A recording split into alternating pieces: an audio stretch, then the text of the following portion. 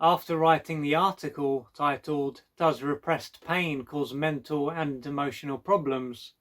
and I also created a video where I read this article out, I then wrote an article titled "Does Someone's Pain Disappear Once It Has Been Removed from Their Conscious Awareness?"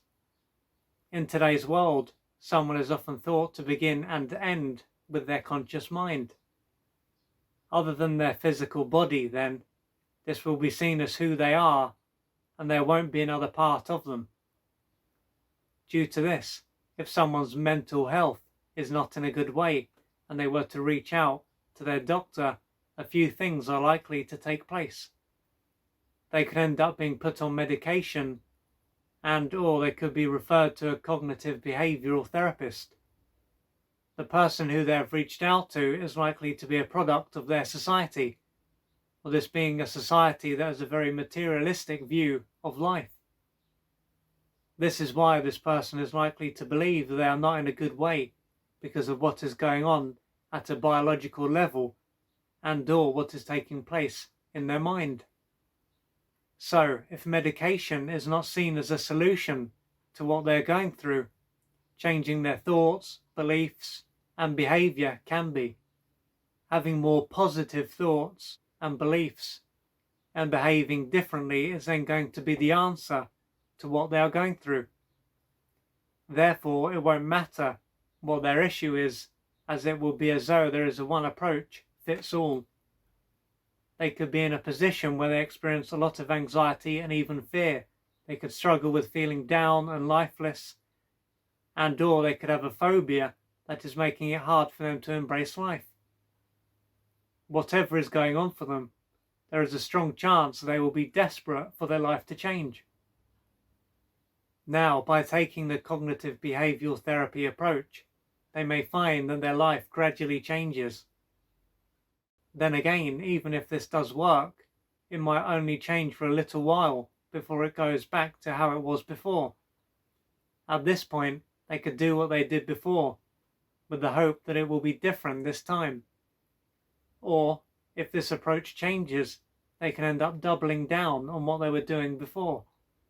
Along with this, what could also be recommended is for them to meditate and to exercise, as if they don't already engage in these activities. If they were to end up being exposed to information that suggested that they may have pain to work through, and this is why their mind-centered approach is not very effective, they can end up feeling confused. If this was to occur, there can be at least two reasons for this. First, by living in a society that is very mind-centered and is not repression-informed, it is unlikely that they have heard about this before. And second, they might rarely, if ever, be aware of this pain. As a result of this, up until this point, there's going to be no reason for them to have even considered that they have pain to work through, let alone to have been working through it. However, although the first and second points can be seen as separate from each other, the former is probably a consequence of the latter. What this comes down to is that a human being has a brain that automatically represses their pain, and it does this to keep them alive. Once something has been pushed out of their conscious awareness, this part of them will forget all about it. It will then be as though it no longer exists. Thus, through having this ability, it is not much of a surprise that human beings will have created a number of societies that largely don't even acknowledge that repression even takes place. This will then be a society that is primarily made up of people who are unaware of the fact that they are carrying pain. Their conscious mind won't be aware of it, so it won't exist as far as this part of them is concerned. Nonetheless, this pain won't just lie dormant, it will affect their life in a number of different ways. There will be the impact it has on their mental and emotional health, their relationships, their physical health, and the type of society that they co-create. If someone was to hear about this and they are curious, they could wonder what pain they have repressed. There will be the pain that they have lost touch with throughout their adult years and the pain they have lost touch with during their early years. Along with this, there can be the pain that they had to repress whilst they were in their mother's womb and during their birth. What this illustrates is that even if their early years were fairly nurturing, it doesn't mean that they wouldn't have experienced pain. By reconnecting to this repressed pain and feeling the feelings that arise, they are likely to find that their mental and emotional health improves, as do their relationships, and any physical problems that they have may also improve. What they may find is that what they have been trying to deal with prior to this was a symptom of something that they were not aware of. What this emphasizes is that in addition to their conscious mind and body, they also have an unconscious mind. Therefore, to say that someone begins and ends with their conscious mind is similar to saying that the tip of an iceberg is the only part of it.